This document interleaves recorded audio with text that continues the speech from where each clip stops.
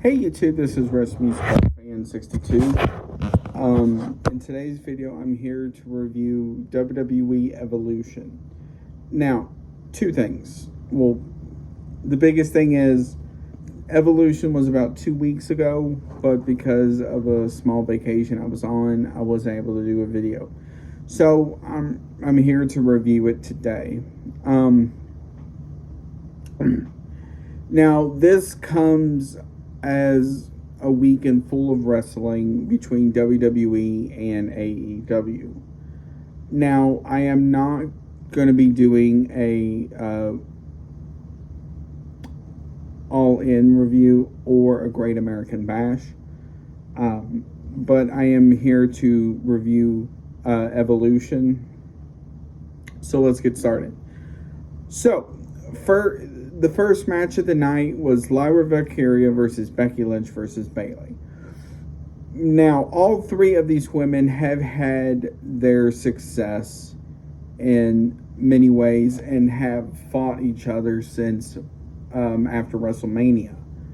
And they've done it in different ways. So it's been Lyra versus Becky, Lyra versus Bayley, and so forth.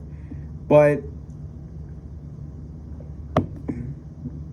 and they all three have good chemistry together, and they've all brought out the best in everyone. So this was a great match, and honestly, while the outcome was kind of predictable, all three did work very well together. Next is Jordynne Grace versus JCJ. Now, this one was the first really official match announced for Evolution several weeks ago. And this one honestly could have gone either way. But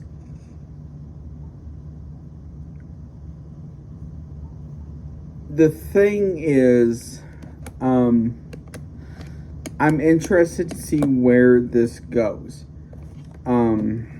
Because one of the main talking points coming out of this match is Blake Monroe, formerly known as Mariah May in AEW, turning heel on Jordynne Grace, costing her the NXT title. The next is the Fatal 4-Way for the women's tag team titles. So it was the Kabuki Warriors versus Alexa Bliss and Charlotte Flair versus Zolruka, which is Sol Ruka and Zarya, versus the Judgment Day, who are the champs.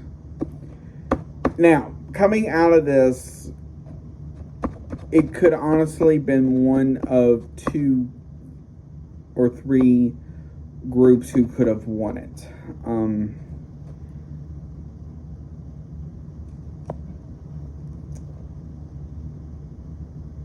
So let's go over them, shall we?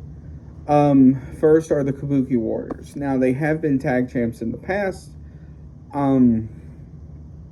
You have to wonder where they're going now, because they're talking about going after the tag titles. We will have to see. Next are the Judgment Day. Now, the Judgment Day is interesting because with Liv Morgan out, Roxanne Perez took her place. And it took Raquel Gonzalez or Rodriguez time to get used to her. And the last one is Alexa Bliss and Charlotte. Now, coming into this match, one of the things I loved that they did was talk about the history with Alexa and Charlotte. Talk about how Charlotte brought Alexa under her wing in NXT, to them having their, I think Alexa and Charlotte has fought each other like 2 or 3 times now. And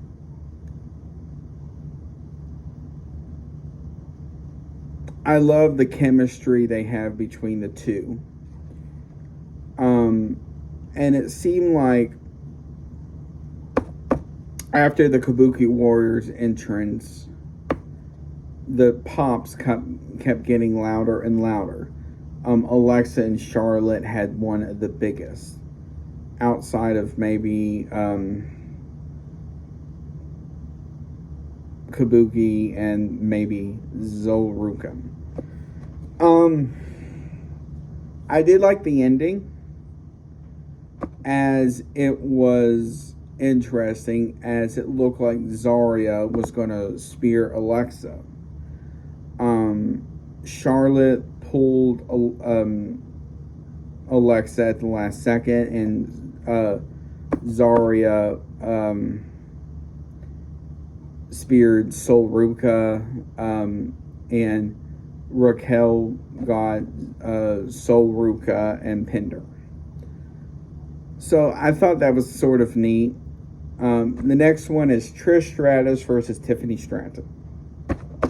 Now, where do I begin with this? This one was sort of predictable, but at the same time, it's good that Trish is going out and competing against much younger talent and putting them over.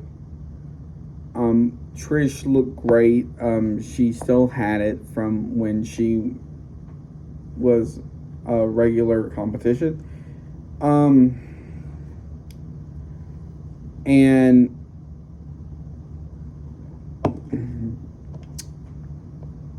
Tiffany did great as well. Next is Jade versus Naomi. Now, this feud has been going on for months as well, just like Becky versus Lyra versus Bayley in some fashion.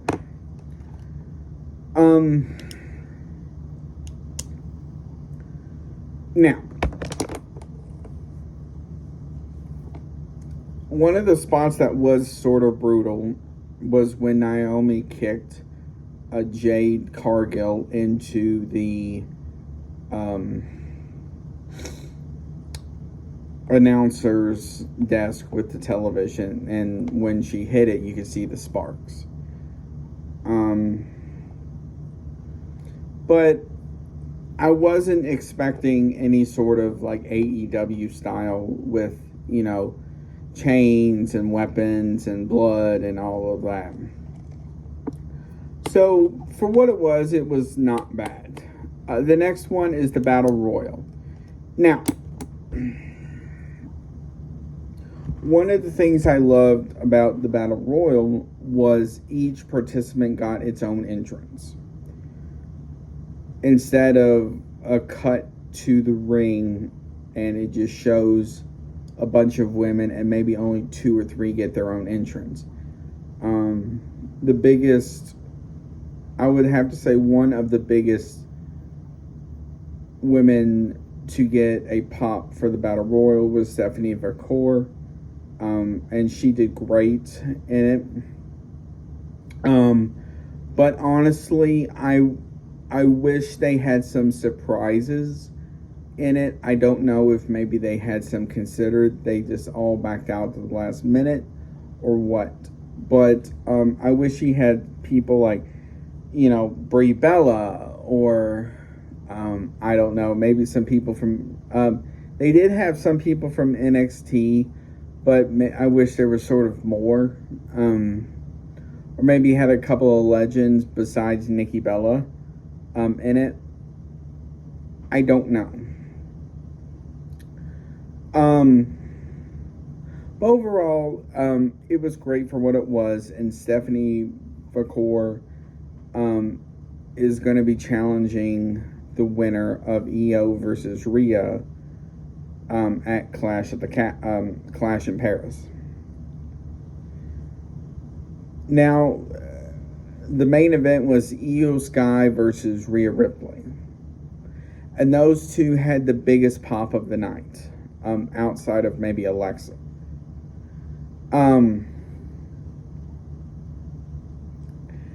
And one of the things I loved about this match in particular was it showed how Io has Rhea's number. So when Rhea would rip tie Io, for example, Io would kick out. When Io would try and do the moonsault, Rhea would get out of the way and all this other stuff like that. It showed that both women know each other very well and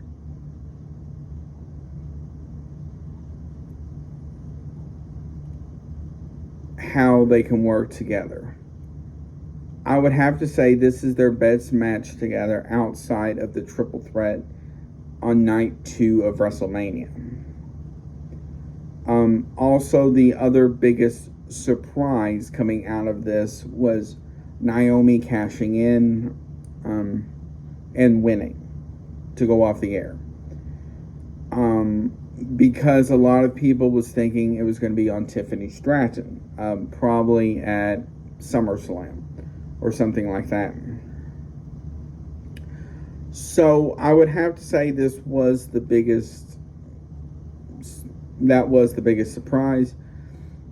Overall, Evolution 2 was a great pay-per-view coming out of that weekend.